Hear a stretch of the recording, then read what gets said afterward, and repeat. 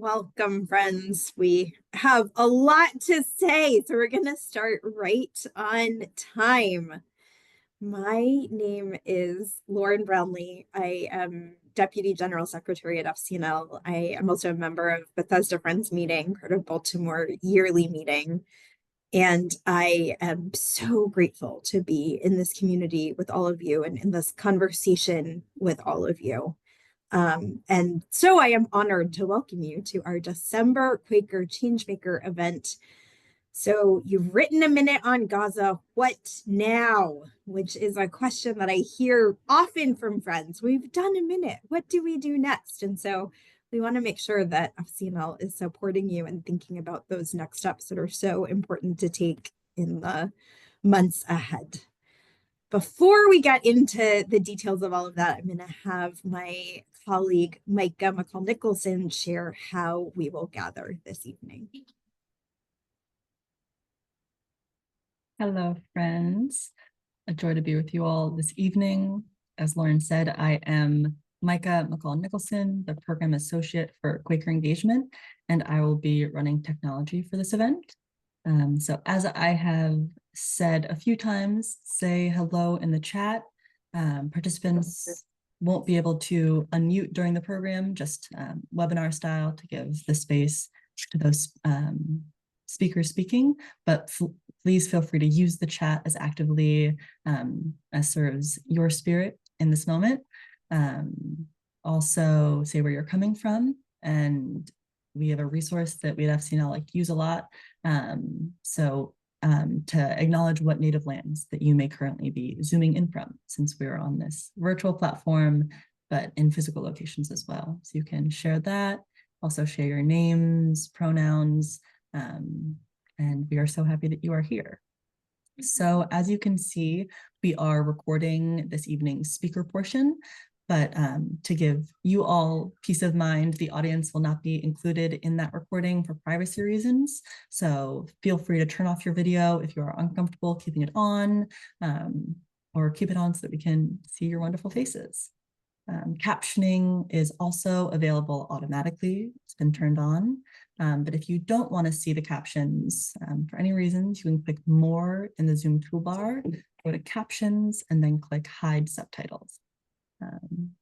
We also will have some time for questions later on in our program after our speakers have shared their wonderful experience advocating and doing community engagement on the topic of Israel and Palestine.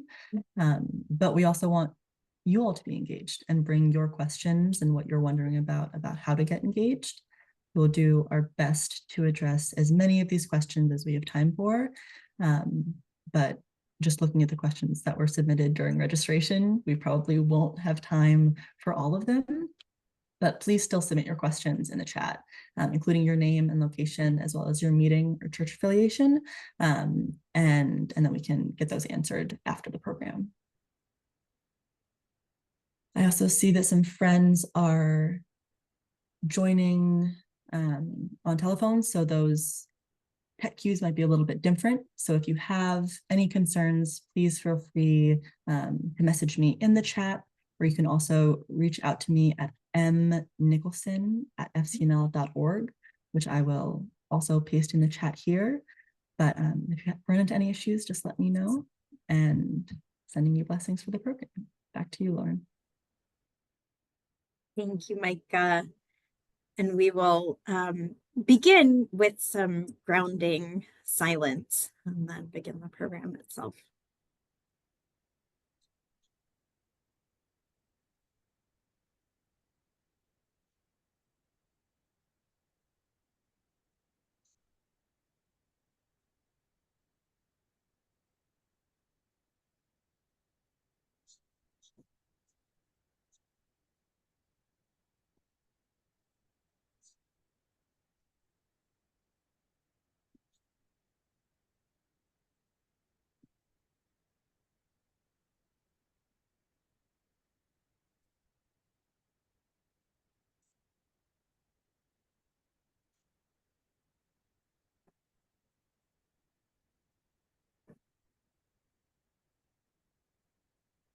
Thank you, friends.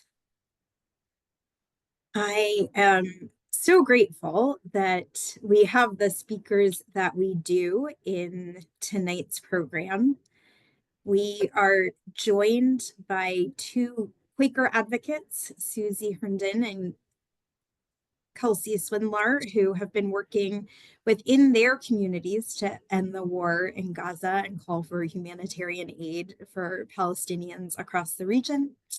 And they will be in conversation with FCNL's Associate General Secretary for Policy and Advocacy, Amelia Keegan, who will offer guidance on what kind of advocacy work has had and will have an impact on the legislators that we are advocating, um, in whose offices we are advocating. So I will begin by introducing Susie.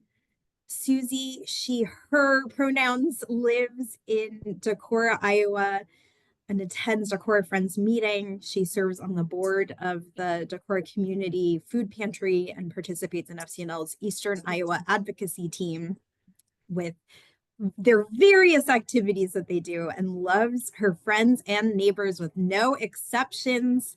An FCNL advocate through and through. She's a retired elementary school counselor and licensed counselor and therapist. She attended her first FCNL advocacy team training in Idaho and still holds connections as the Quaker contact for Boise Valley Friends meeting, where she used to attend. She enjoys working with fibers and is a member of the local quilting and weaving guilds, and is a previous member of the Boise Peace Quilt Projects while living in Idaho for 40 plus years. Her experience is that change, if needed, happens when there is laughter, joy, music, beauty, love, all a part of the art of living. So thank you, Susie, for being here and for that inspiration just in your bio. That is fantastic. Kelsey, we are also so lucky to have joining us, is someone who lives in and works in Wilmington, Ohio. She is a convinced friend and a member of Campus Friends meeting with her husband, Eric, and their two children. She served 3 consecutive terms as an at-large member of the Wilmington City Council and currently works in healthcare communications. Thank you, Kelsey, for being with us. And Amelia Keegan, a familiar face to many, leads FCNL's strategic, legislative, advocacy, and organizing work as the Associate General Secretary for Policy and Advocacy. Amelia has worked at a variety of other national nonprofits in DC and Chicago, focusing on federal budget, tax, and low-income policy. Before coming to FCNL, Amelia spent 6 years at Bread for the World as a Deputy Director of Government Relations. Amelia received a Bachelor of Arts in Government from Smith College and a JD from the University of Washington School of Law. She's a member of the Illinois Bar, and she is a phenomenal colleague. I am so grateful to be in conversation with each of you, and having heard bits of what you're going to share, I know that our participants tonight are in for a real treat in the nuggets of wisdom that you will share. I want to start with the topic of evolution, and in the way that Quakers sometimes talk about it, the idea of continuing revelation, the idea that we continue to get more truth, that when we are paying attention to that of God within us, and we are paying attention to how light and goodness is exposed in the world, that we learn ever more truth, and that helps us to, as we know better, do better, as Maya Angelou is said to have said. And so just wanting to think about, in the context of FCNL, that we began this work right away, just as soon as October 7th, 2023 happened. We knew that there was going to be advocacy for just peace that was needed. And so we made a statement about that starting October 8th, 2023. And since then, we have worked continually to meet the needs of the moment. I was recalling in preparing for this that the week after October 7th of last year, there was someone from my meeting, from Bethesda Friends meeting, who said, what can FCNL be doing to engage Quakers across the country? And I thought, I think we're doing all that we can, but I thought, let me just check in with Hassan, our lead lobbyist on this issue, and see if he has any additional guidance that I can share with friends. And Hassan was so clear about how important it was to get these messages of ceasefire to Congress immediately, and as many messages as we can. And at the time he said, could you help us to get to, I think the number was 12,000. Can we try to get to 12,000 messages to Congress as soon as possible? And it was such an important moment for me in this feeling that I had had of helplessness, and then to have a clear goal that I could be working toward and could help friends to have a clear goal to be working toward. And as of today, the number of letters that we have gotten to is 733,000 letters. And that we've had 132,000 distinct people writing letters. And so this work has been growing in its depth and in its breadth, in the ways that we are engaging friends. And most recently, some of you were with us at the Quaker Public Policy Institute, where just in that program, we had over 100 lobby visits around the joint resolutions of disapproval around offensive weapons to Israel. And so we continue to build on the foundations that we have. And I both honor that in terms of the work that we have done, and I know how important it is that we continue to do it, and that in this moment where there is such a great need, that we are never resting on our laurels, and that we are always thinking about what's the next step that we can do, and how do we train someone else. I was in a program recently with Congresswoman Cori Bush, who said, everyone who's working for justice right now needs to figure out what their next step is and train the people who they can bring up in what they have been doing. So each of us continuing to grow our impact. So with that sentiment in mind of our own evolutions and how we continue to see that growth, if you could talk about, how did you start getting engaged in this work? What have you been doing so far to be engaged in the work? And was there a specific concern that led you to first take action? And what evolution have you seen since then? And we'll start with Kelsey. Great. I really appreciated the reminder of continuing revelation, because I think about those early days when I think I, like a lot of Americans, certainly felt adrift a bit in my understanding, and recognizing that my surface level understanding of regional conflict was going to be insufficient for engaging meaningfully with community members and doing the kind of advocacy that I felt called to do as a Quaker and as a pacifist. And so I'm a reader. I immediately started trying to find Palestinian authors and trying to read as much as I could to understand voices that had been talking about these issues and, this specific conflict for far longer than I have been alive and paying attention, obviously. And I think what was most galvanizing for me, I was very appreciative FCNL and AFSC hosted some online webinars really early on to help friends understand the work that has been done for decades, and the advocacy for an end to the blockade, et cetera, and what that would look like going forward. And I joined one of those calls, and Joyce from AFSC joined and shared messages from AFSC team members in Gaza. And that was galvanizing as a mother, small kids, to recognize the scope of what we were looking at, how quickly it was escalating, and seeing already just the numbers of children, even in early days, was overwhelming. And to think, this is something we all need to be talking about right now, because, there are so many international issues, but this is one that our government is pouring billions of dollars into. This is where we can say very clearly and very confidently that we do matter, what we say matters, and that we strongly oppose. So I think that was that early connection with FCNL and AFSC, and an opportunity to hear from people most connected on the ground, was really critical in giving me the push I needed to reach out to local Quakers. And then it was a connection with Mike Snar, a longtime FCNL advocate and local Wilmington College professor. When I was starting to feel like sending my personal emails isn't enough, this isn't enough. I feel like I'm just going to get shoved into a folder in somebody's inbox after I send these every day. I reached out to him and just said, what more can we do? And I think that's really what got me started down this path. Thank you, Susan. As I was considering that question, what specific concern might have led me on this path? That was a tough one. I have been concerned about the situation over there for many years.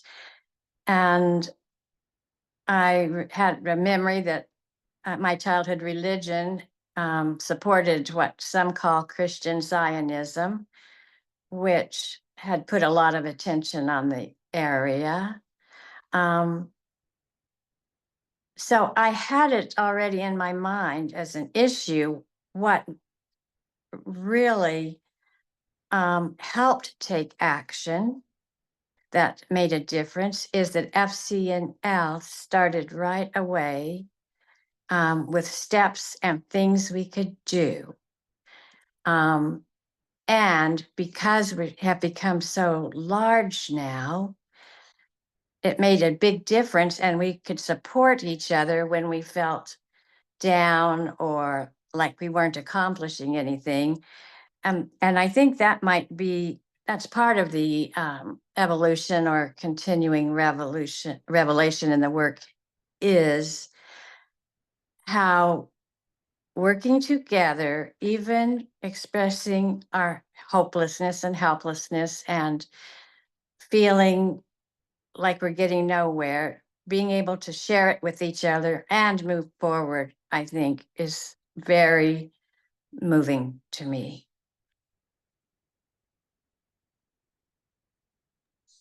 Yeah. Amelia. Sure, and I'll provide more of the FCNL perspective. I mean, FCNL, as you all know, we have this Middle East program. Middle East policy has long been a priority for FCNL. And there's being a part of a Quaker organization, I mean, there's of course no question that from day one we were going to call for a ceasefire. There's no question that from day one we're going to call for ending weapons sales. So I think right when things happened, especially we have such strong leadership from Hassan and Odelia leading our policy work there, coming out of the gate really calling for a ceasefire, pushing for UNRWA funding, opposing weapons sales, and really talking early on about the threats to regional escalation, which of course, unfortunately, we have seen, but really trying to focus and provide pathways for people to do advocacy work in ways that we think are gonna, where do we have the most opportunity to influence, and certainly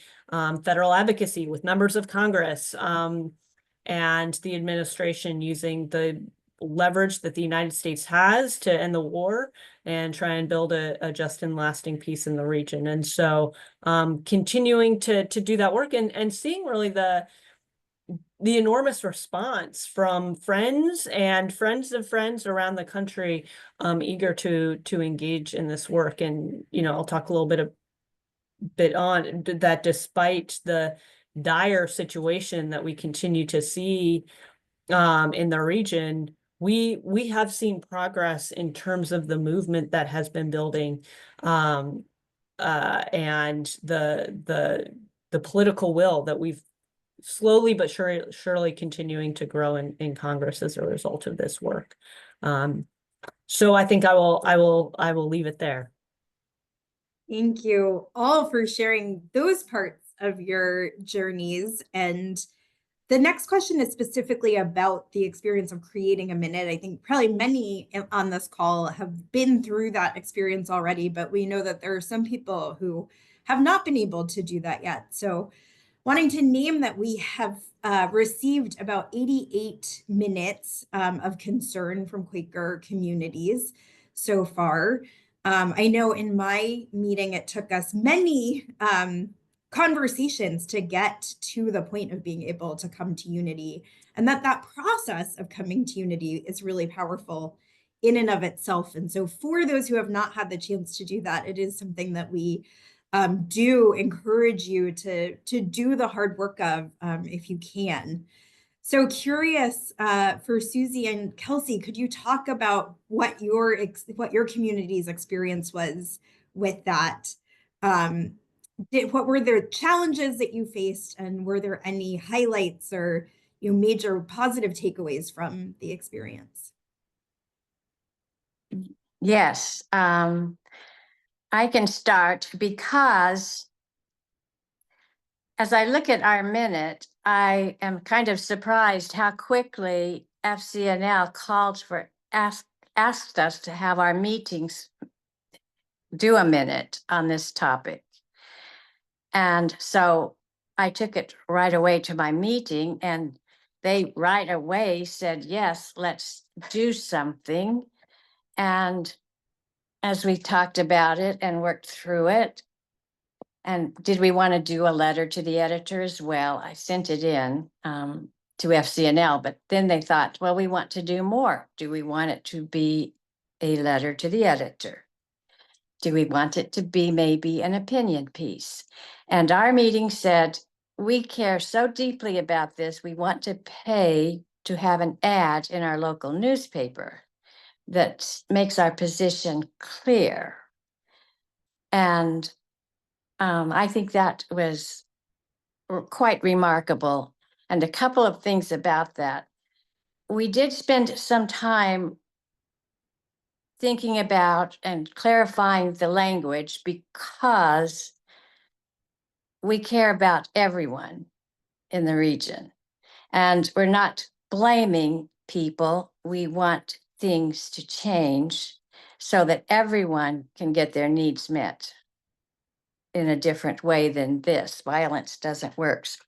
And the other thing that I think made it so easy for our meeting to come to the minute is that there is a person in town who has been going to Palestine since she was 12 and still continues to spend a great deal of time there.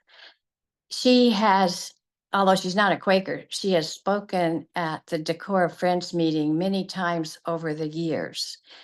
So I think our meeting had that as sort of additional information that many groups might not have. Also, we have a small liberal arts college where there are several international students, and several of our members of meeting have actually taken time to provide and share evening meals during Ramadan with some of the Muslim students. So I think when the minute was requested, they had all the background and they had all the concern. So it was perhaps a lot easier for us to have created our minute than many meetings might have had. Because I look at the date we published the ad, and it was November 21st, 2023. So that was really quite quickly after the major incursion started. So my experience is the minute came fairly easily. We were in agreement. And for us, it was that we asked the question, what now, back in November of last year, because we had our minute. We've done our minute. What comes now? And so we'll talk about that later, but we did have lots of things to come later. Yeah, and I loved hearing Susie's story because I know ours, we really backed into our minute, where I know Susie's meeting had theirs prepared and finished November of 2023. We formalized ours 2 months ago. And that was largely because it was not the first action, to be, totally transparent. It was not the first action that really came to mind for the meeting at the time. We're a very small meeting. I'm sure a lot of people on this call are members of very small meetings. We have, between 5 and 8 regular attendees, and a long history for Campus Friends meeting being located on the Wilmington College campus, and in our membership going back through the last several decades in peaceful resistance. And so I think there was an understanding in the meeting, and I kind of resonated when Amelia said, of course, we were going to call for a ceasefire. I think there's been such a long pacifist tradition in our meeting that was shared ground, a really common starting point for all of us. And so certainly when we did come to the point of like, we want to record our position on this and we want to make a community statement that we can share in further engagement with our representatives, we already knew we were largely in accord in that case. So it was a very quick process from that standpoint, but also was incredibly grateful. I was able to share when we were doing our minute. I shared a number of the archived minutes that FCNL had available on the website with members of our meeting to share sample language. I learned a lot just as I was thinking about, I was tasked with writing our minutes. So I was thinking about, what specific calls should we have at this point in time? Because as we were doing it in September, UNRWA funding was more top of mind. We were thinking about different things. And so really appreciated that archive and that sense of community that, when I, brought that draft to the meeting and for our meeting for business, it was very clear that, we were stepping into a large community of Quakers across the country who had put a lot of thought into this. And so I think there was a sense of confidence in moving forward. And, as I'll share a little bit later, like Susie said, for us, it was kind of the culmination of a lot of virtual lobbying work and other forms of engagement with our representatives, but was a really pivotal point for us as a meeting to set down on paper, and say what we as a community felt. Thank you. And so now we get to the question of what comes next. How are we utilizing these minutes as advocacy tools to work toward permanent ceasefire, getting people in the region humanitarian aid, and ending the war? I think as you just noted, Kelsey, that getting a minute approved by a community is the end of one process, but it's the beginning of another process. It's important to note that we're not crafting these minutes just for our records, but so that we can witness in the world. And so what is each of your take on how friends can meaningfully utilize the minutes in order to bring about just peace? And Susie, we'll start with you this time.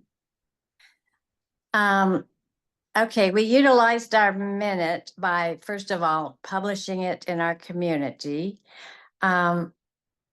I think that having the FCNL staff available really sort of propelled us forward in a way that was perhaps faster than we might have come to on our own to start taking actions in the community. So from our focus on the minute, we all wanted to do something. And FCNL has the resources to help us be able to lobby our representatives. That was so incredibly helpful. To make the phone calls, to send in the letters, even through the website. And I could direct people of all, from the meeting and others to those sites to do that. That helped a lot. And it gives you confidence, I think, too, to move out into other parts of the community, because whenever we'd have questions or need information, we could come to FCNL staff and get some answers that we could share so that it made sense to people what we were hoping to do and wanting to do.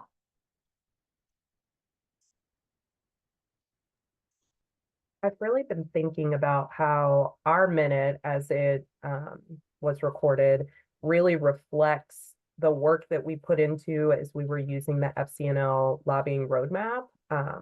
One of the first actions that we took when I started to partner with Michael Snar, reached out to him to see what can we build on. As somebody who had been doing a lot of work with FCNL and who had hosted multiple lobbying trips, back in my younger days when I was one of his global politics students, I got to participate in some of those lobbying visits, and there was a number of years where I was less engaged. And so I at least knew that structure was there and that I could, plug back into that network of students at Wilmington College and professors at Wilmington College who are doing this year in and year out, no matter the topic, no matter the issues that are on the agenda. And so I was so grateful that when I reached out to Mike to say, like, what more can we do? His immediate response was, we need to set up virtual visits, with our representatives.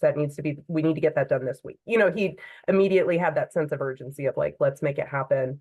And this is where it is a reminder to me as somebody who was disengaged, for a number of years, and as I was having kids and, just not as involved in my meeting, that the work people like Mike and Wilmington College students and FCNL advocates were doing year in and year out are the reason we got those meetings set up, because they knew Wilmington College, they knew Mike, they knew FCNL, like we were known entities because we've lobbied on, 100 other issues, largely, a lot of ag issues. Wilmington College students are consistently in their offices around agricultural issues. And so there had already been common ground built with some of these representatives.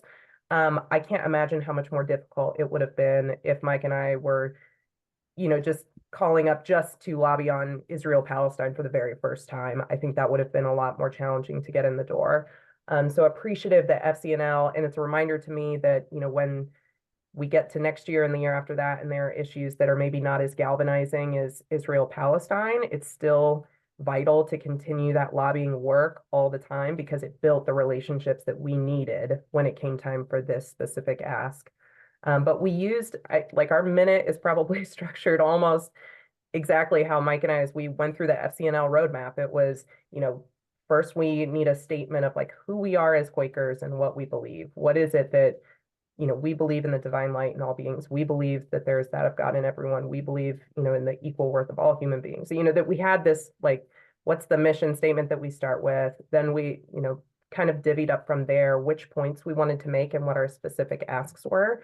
Those are reflected in kind of the latter part of our later minute, and, restoration of UNRWA funding, arms embargo. We were at the point of arms embargo by the time we were doing some of this work, versus ceasefire language. But that, I can't say enough how those tools that FCNL had were so helpful for us in organizing our thoughts for those virtual visits. And they were productive conversations. We had 30 minutes with each staffer that we met with, and were able to divide between friends who were participating. We each had a role to play, where Mike was, a little bit more contextually able to kind of set the stage politically with his work at the college, and talk a little bit about the region and Wilmington College's history and kind of activism in this space. My talking points were really centered around my personal experience, engagement as a parent, and my, trying to make the emotional connection and really connect to why this matters so much to me as a Quaker and as a mother and as just a person living in Ohio, why this specific issue matters. And so I would say to anyone who is looking at those next steps, the resources that were made available to us to help guide our thoughts, our actions, and then even our follow-up, and it feels so textbook. I remember when Mike sent me the link to the roadmap and he was like, okay, which of us is going to do the follow-up? Which one's going to, and it, it feels like being a college student again, but it was so vital because we made sure to send follow-ups to each of those staffers, which felt like a real person at a time when I was getting really cynical that my emails to representatives that I might send through ResistBot or any of the other, 5 calls platforms that allow you to reach out to representatives, you feel like you're not being heard. But once we had these staffer connections, being able to use that FCNL guide for this is how you continue the relationship and the engagement over the coming months. And then we would even check in with each other. Like, there was, I remember one of the bombardments of one of the refugee specific areas and the tents that had caught fire and some of the images that came out of that. And that was one where, immediately checked in with each other who's going to follow up with Senator Brown's office to say that once again, we know Senator Brown cares about this issue. We know he values human life. We can't watch children burn alive. We can't, certainly we can agree on that. And so it was an opportunity to continue that conversation. And that ultimately, all that work we put into the roadmap and those talking points is reflected in the minute. And I think, so when we did go back to follow up and provide our documented minute, it was a continuation of a conversation we've been having for several months. Yeah, I'll just add, Hassan and I were kind of talking through, okay, what are specific pieces of, and I think a much along the lines of what has been said. I mean, first and foremost, if you haven't already had that lobby visit, it is the opportunity to have the engagement. This is a group of friends, a meeting, and it shows that it isn't more than just you, but it is a collective group that and a position that in some ways also shows power. And so either getting in the door, or if you've already had the conversations, it is an opportunity to circle back, right? You have something that you're bringing back, and an opportunity to check back in and have another visit. So that's a huge piece of it. And then it also provides all these other ways to follow up. I mean, we love the idea of an ad in the local paper, but also an opportunity for an LTE or an op-ed as well, to say, hey, there's a lot to kind of follow in on the news, certainly. And so there are many with an LTE, there's many things to kind of write an LTE about, given the how prominent developments are in the region, or an op-ed, and to use the minute as an opportunity to talk about how the meeting came together on this issue, and then to speak out on that. So that's another kind of opportunity, and certainly getting these pieces in the media is incredibly important. Members of Congress pay attention to what is being said by their constituents on issues of federal policy.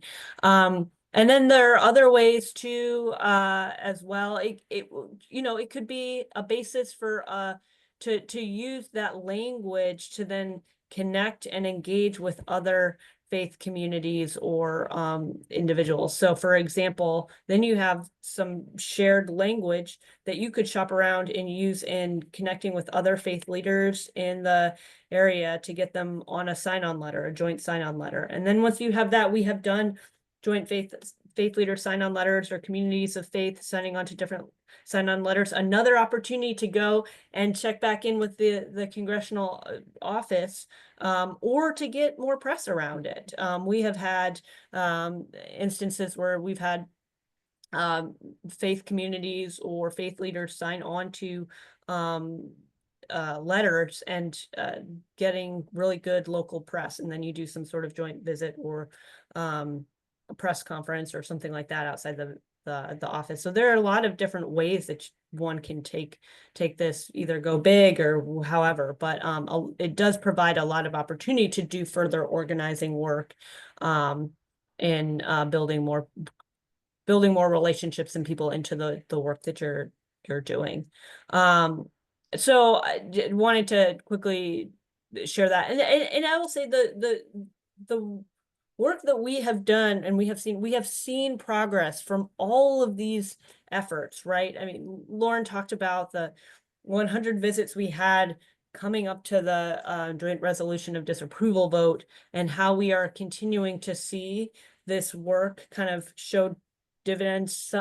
It's progress is slow, but it is happening. And so, we did get 19 senators on the record voting in favor of opposing those new offensive weapons to Israel. That's like 19 after a vote and debate on limiting weapons to Israel. Like, we have never, that issue used to be absolutely untouchable. And to go to now, we have 19 senators, not enough, but a lot farther than where we were before. And certainly we have 130 members of Congress who have made some sort of public statement around conditioning weapons to Israel. So we are kind of gradually seeing some of some progress given all the advocacy and activism that we have seen around this. So I'll say we continue, we have plenty of resources to help you, as was referenced, to continue to do this advocacy work.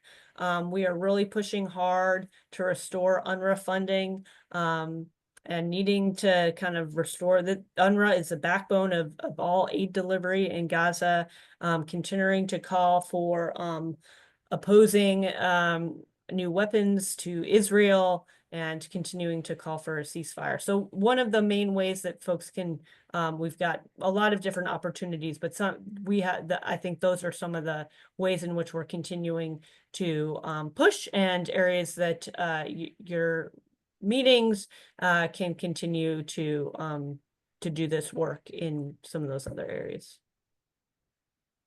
Thank you. And so then the big question is, what's next? And Mike, I hope you can put in the chat the ideas that Quaker organizations that came together this spring had about some steps that Quaker communities could take. But I am most interested in what are you all thinking are your next steps to take? Well, I can say that we've been having marches ever since our minute. So we've done various little rallies, marches up and down busy streets.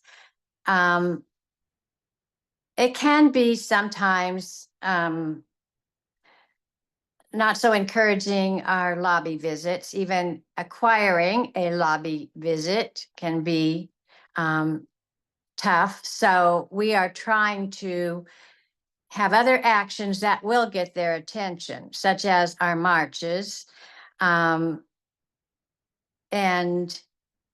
just everything we can do. What we have done is, that I'm really pleased with, is over the period of time we've been doing this, for these marches and for these actions, we have engaged with the Peace and Justice Center. So on Earth Day, we had a presentation, a tabling. There was a college meet different groups on college campus for freshmen, set up for all the groups that campus students could participate in. And we took posters and people and were there for the students so they could know who we are and what we do. And since the election, we decided to hold weekly vigils. So every Saturday on the main street in town, people gather with their signs, with information for grieving for Gaza. And our minute started out, Decorah Friends Meeting grieves the loss of innocent lives. ... So I think we've done quite a lot. We've worked with, in the past, with Iraq Veterans Against War, Veterans for Peace, college students, and some of them are Muslim, which is nice. And we had one who was Palestinian, various faith organizations. We've worked with UUs, Lutherans, Methodists, Catholics, probably lots of others, because we don't always know exactly. And some people, of course, who aren't of a religion or church at all. But it's awfully nice to be able to work together with all these people who are caring about the same thing. And since we started our grieving for Gaza after the election, the newspaper, who had changed owners and become kind of a bigger newspaper, actually came and wrote an article basically about Palestine and what is going on, and that's why we're out there. So I think that helped bring attention to the issue to anyone who might not be paying attention to it. And something that I've thought about as I'm thinking of this is, I think you do have to have music and light and love, but that means if they all have the other side of the coin. Those things I like to highlight because there's the other side that's so easy to fall into. And the hopelessness and helplessness sometimes is getting people to listen or forming those relationships. And it just struck me how critical that piece is. And FCNL and Quakers do stress that. But I did work with students, and that actually was my focus, was nonviolent conflict resolution, because I feel quite passionate that we can work with people who completely disagree with us. We have to be able to work with people who have insults and humiliation and dislike cover up needs. And so we have to be able to look to the needs and try to have people coming together to work. I was just thinking about that because it's so easy to be angry and upset, and we are upset. But I think we can, what we're calling for when we ask for a ceasefire means that somehow people are talking and forming at least some kind of relationship where they can speak to each other in some fashion. So Thank you. Kelsey? Yeah, I really loved Susie's focus on interfaith work. I think that's something that I'm taking back from this conversation. Wilmington's a small town, 12,000 people, but we have about 5 Quaker meetings. So it hadn't really, we've worked among Quakers and haven't really taken that next step of doing interfaith organizing on this specific issue. So I look forward to taking that back. But I know that one thing that Amelia said that really sticks with me, that for so long, this has felt untouchable as a policy issue. And I think even in culturally in conversation, the anti-Arab sentiment that, I was a young person during the Iraq War and at the start of that. But even, my memories of the kinds of rhetoric that I was exposed to during my teenage years and my early 20s, we're seeing the culmination of decades of anti-Arab sentiment, and it makes this conversation so challenging. And I have to remind myself when I feel helpless, hopeless, cynical, angry, feeling that, we should, because I think that as a Quaker and as a pacifist, I can get really frustrated with it is simple.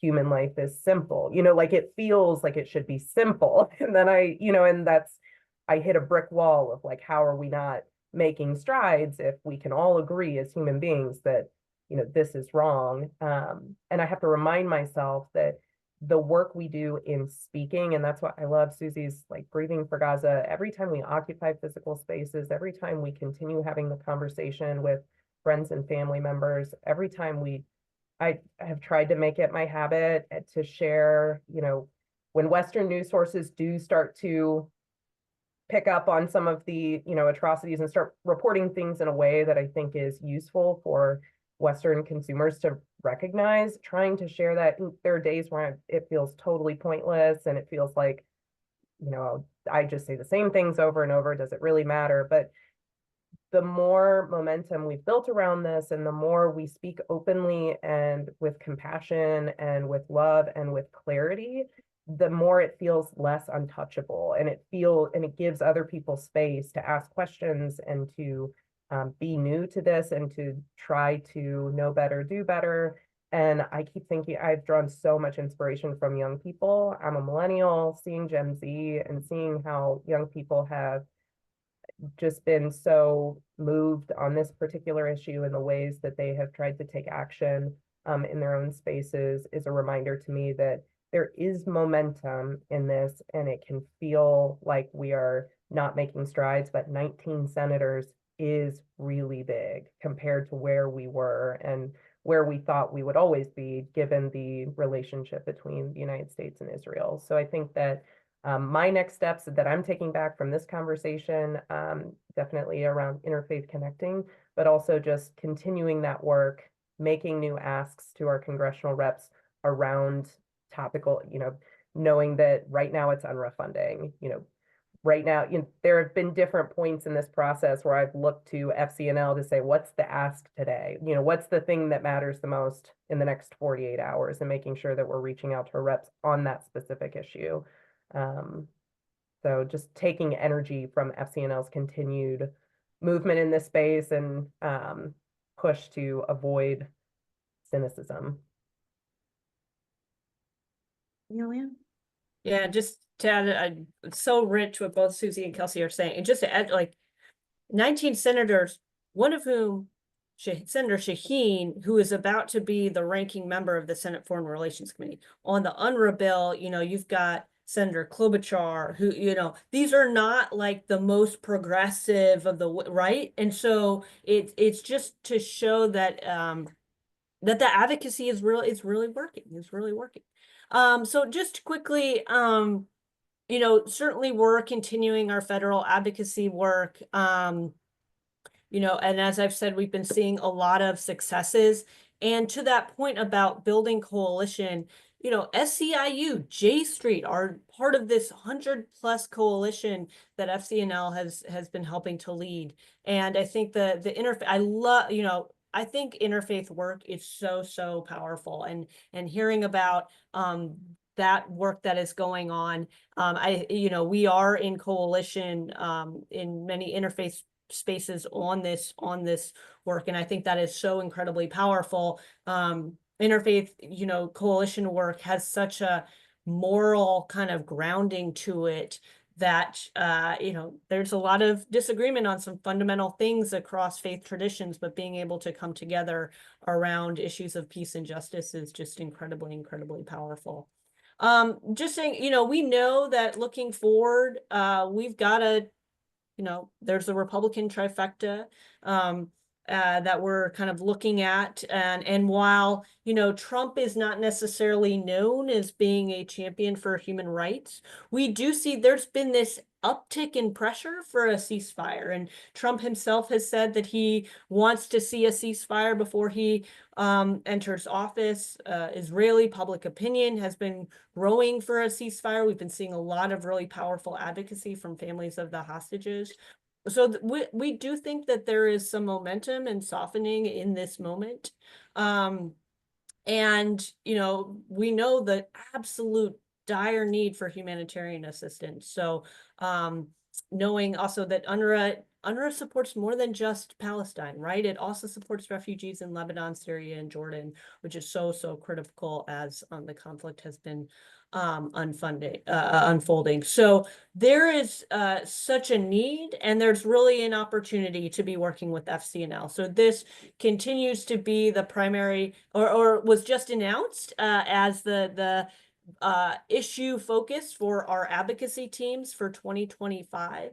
So if you are looking for ways to connect, there's probably an advocacy team in your state that you can connect with, a group of people who are organizing on this issue, that have developed relationships with their members of Congress to help plug into those larger issues. We do monthly calls every month. And so certainly, as I know that many of the people on the call, as I recognize, are members of the advocacy team, but want to give a plug, as that's a really easy way to get engaged at a really higher level on this issue through FCNL. Our advocacy core, that's our young adult. We have a select number of young adults around the country.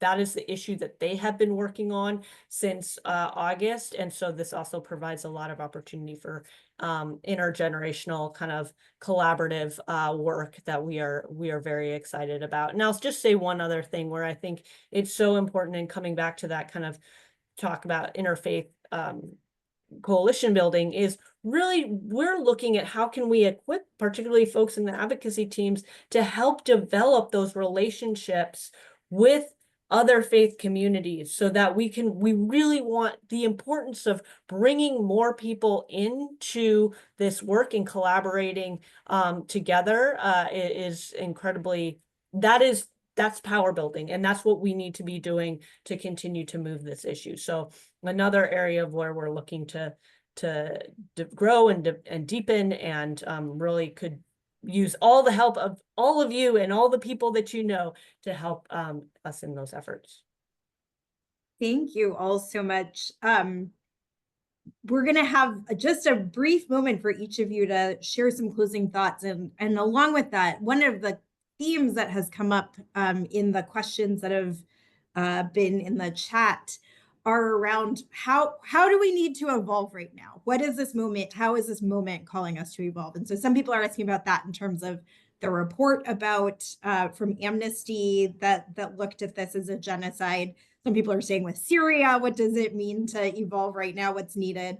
Some people are saying now that we have new members of Congress, how do we need to evolve? So I think both share whatever advice you have for others who are on this journey. And if you have particularly a thought about what evolution are you looking toward? What does continuing revolution mean to you right now as part of that closing advice? How are we meeting this moment in the face of the continuing revolution? And Kelsey, maybe I'll ask you to go first this time, and then Susan, and then Amelia. And again, we have not that much time, so if people could stick to about a minute each.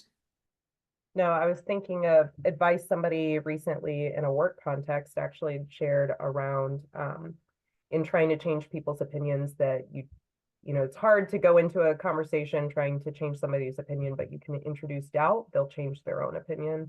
And I think about that a lot with the Amnesty report. We've already had UN Special Committee reports.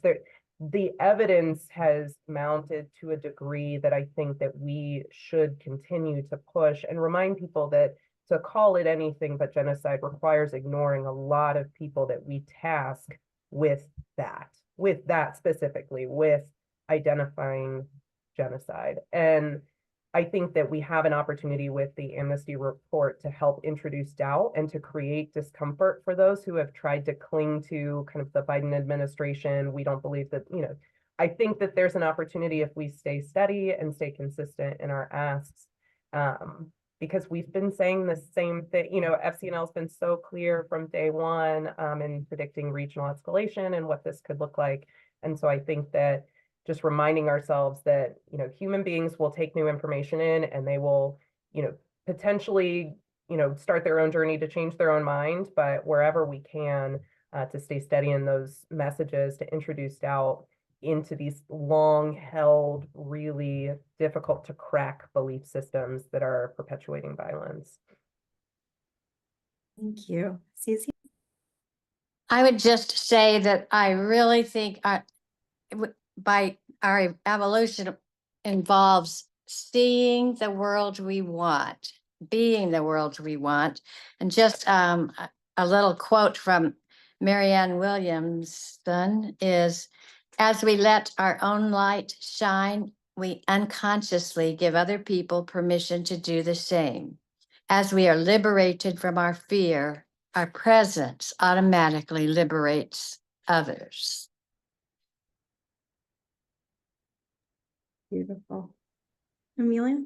Yeah, I mean, I'm the policy and advocacy staff person at FCNL, so I'm gonna say, like, I think the biggest thing that is building those relationships with our members of Congress and their staff, but also building relationships within our community to bring more people into this work. And the more, like, I think more than anything, like, it is the power building. It is so that members of Congress see a really broad network of people in their district who are calling for that. Like, that's going to be the most effective thing that I think we can do. And so the more that we can bring people in and be building those relationships and finding that common ground, I think that's where we're going to do it. And it's going to be so important. And I think what you all do is, like, you also bring hope in these really difficult times when we're facing such a difficult political environment. You're offering a way and an opportunity that folks can act upon the vision in which the world they want to see, and to really specific ways to help do that. And so, and in community, right? And so I think you're offering something that a lot of people are going to be really hungry for. So I hope that we can act upon that and realize that and do that in community with each other. And I think we'll be surprised. We'll surprise each other about what we're able to accomplish. Thank you all for your leadership, for shining your light, for having a vision of how we can stand in our power and in solidarity with those who need us. Thank you all. And thank you to everyone who is here tonight to work in community for just peace. I'm going to turn things back over to Micah to close us out.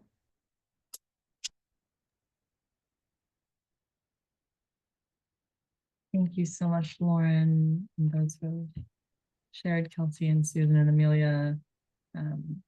Just great and deep gratitude for the work that you've been doing, and those who are able to join us this evening.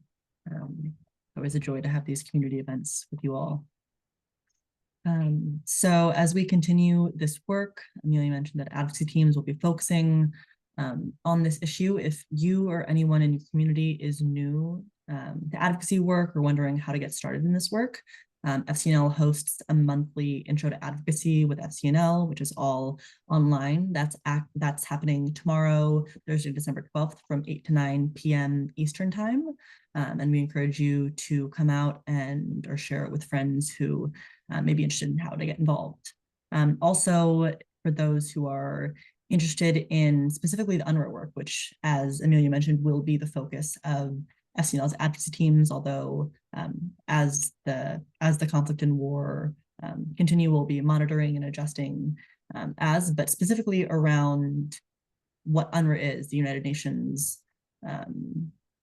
Relief and Works Agency for Palestinian refugees in the Near East. This was a question we got about how we're approaching the multiple narratives around UNRWA.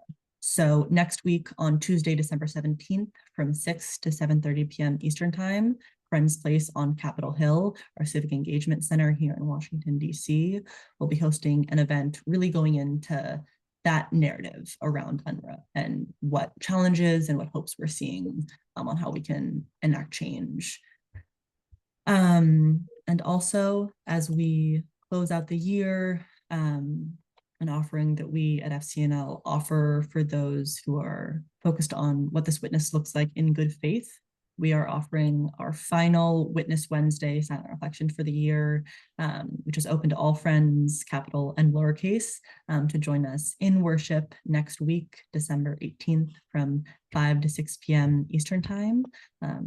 That worship will be led by Bridget Moix, our General Secretary, and we hope you all will be able to join us. All of these, as well as all of the resources that have been shared in the chat and by our speakers, will be sent out in a follow-up email in the coming days. So be on the lookout for that.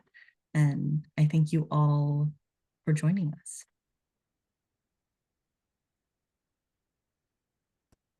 Friends.